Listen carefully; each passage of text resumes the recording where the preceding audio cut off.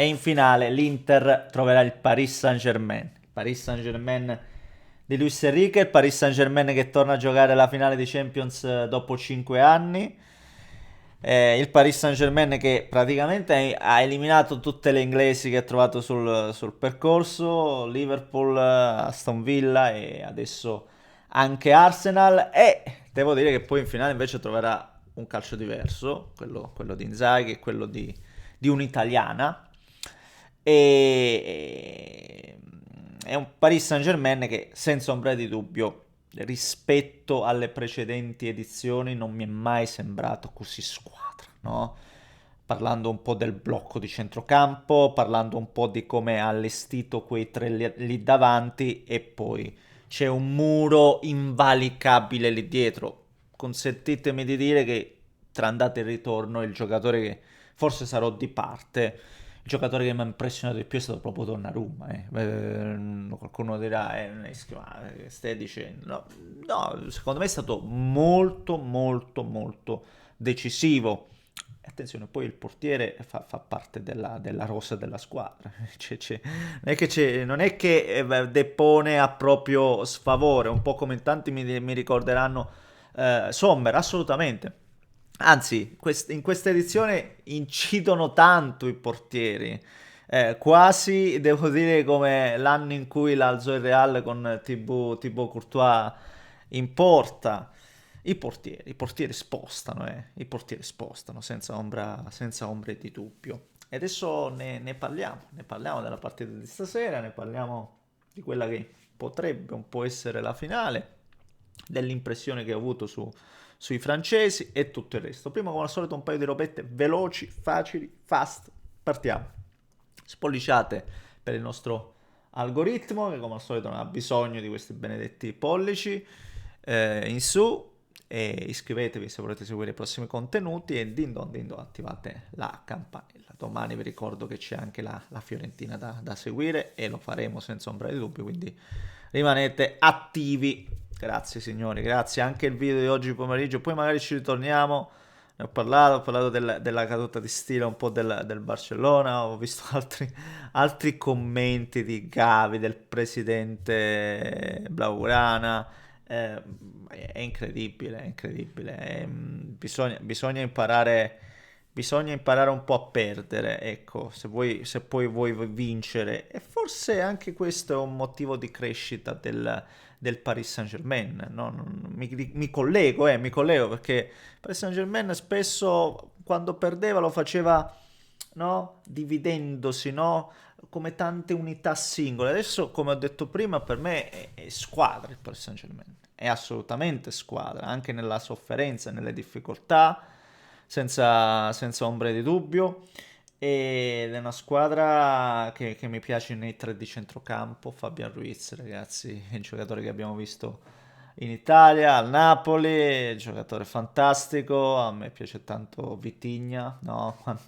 Quando nello stretto, no? Si ferma e poi subito riparte, tocco, suola, sgasatina, veloce, nello stretto è incredibile, quindi un playmaker molto dinamico. E poi c'è Joao Neves, quest'altro ragazzo fenomenale, che come se incide anche lui. Lì davanti io dico, ragazzi miei, ma a sto punto non poteva tenerselo il Napoli. Kvara sarebbe stato sicuramente un'arma in meno. E tra l'altro c'è un grande legame a quanto pare, per quel che ho visto, no? Che si è creato tra lui e l'allenatore, tra lui e Luis Enrique, perché poi li cambia un po' tutti, ma lui gioca Kvara e risponde, no? Avete visto come anche nel finale continuano a macinare. C'è feeling, c'è senza ombra di dubbio feeling, come abbiamo detto tante volte. Oggi è partito dalla panchina e poi è entrato Dembélé, no? Eh, è un Paris Saint-Germain che lì davanti ti offre anche poco spunto e poi a campo aperto è micidiale. Pensate un po' voi che in una partita dove l'Arsenal parte fortissimo, dove poteva cambiare i discorsi, poi due volte che arriva in porta il Paris Saint-Germain è pericolosissimo. Prima con Kvara, poi con Doué e poi dopo aver trovato l'1-0 poteva subito chiudere i conti con quell'altra, no? l'errore di Schelli, e non mi ricordo chi è, sempre Fabian Ruiz, se non mi sbaglio, sempre Fabian Ruiz che mette in porta Kvara che poi serve Barcolà. Quindi è una squadra che ha soluzioni, è una squadra che è migliorata tantissimo. Ricordiamo che ha avuto anche delle difficoltà iniziali, Luis Enrique ha dovuto anche mobilitarsi per guadagnarsi l'accesso agli ottavi, no? Poi col Brest non c'è stata partita, però ricordiamo, no? Che a un certo punto aveva anche un po' rischiato, ma è stato un crescendo continuo. Però, come ho detto prima, nei momenti decisivi, per me il più decisivo è stato Donnarumma. È stato Donnarumma perché oggi 1-0. Ragazzi, nei primi 10 minuti l'Arsenal poteva fare 3 gol. Se trovava davanti a sé un portiere diverso, poteva fare 3 gol. Pronti via, Rice praticamente ha la meglio su Marquinhos e di poco non c'entra la porta. Subito dopo un po' da calcio d'angolo Martinelli trova il muro Donnarumma e poi su Odegaard, clamoroso. Lì un felino si abbassa subito e prende un pallone, non so francamente come abbia fatto. E poi dove voglio andare a parare? E poi anche nella ripresa Saka, no, sul tiro di Saka, dove l'ha andata a prendere. Cioè, non dico cazzate, ma tra andata e ritorno ha fatto 5 parate clamorose Donnarumma, 5 parate clamorose. Quindi è vero che il Paris Saint-Germain ha meritato, il Paris Saint-Germain secondo me è stato più squadra, è stato più forte anche perché aveva delle assenze importanti l'Arsenal, questo diciamo, l'Arsenal era un po' spuntata nell'attacco, dove ha dovuto per forza di cose far giocare, questa volta ha messo Merino anziché Trossard, è spuntata dietro perché secondo me mancava il centrale più forte, Gabriel, oltre ai vari Tomiasu e compagnia cantante, Calafiori che è ritornato e ha fatto anche bene, ma non è che aveva tanti minuti a disposizione. E mezzo al campo Partey che secondo me ha fatto benissimo secondo me nella prima parte, poi si è addormentato sul secondo gol, lì doveva fare meglio. Tra l'altro Hakimi, ragazzi, che tecnica che c'è Hakimi, tecnica di tiro clamorosa, e poi sgasa, velocità, rapidità, forti, forti, forti. Ho citato il centrocampo, ma veramente gli arcieri dietro, l'avevamo detto all'andata, incredibile. Ora, per concludere, però, voglio dire una cosa che forse vi farà arrabbiare. Non lo so, mi fa arrabbiare anche a me. E tenetevi forti. Per me la squadra più forte è uscita.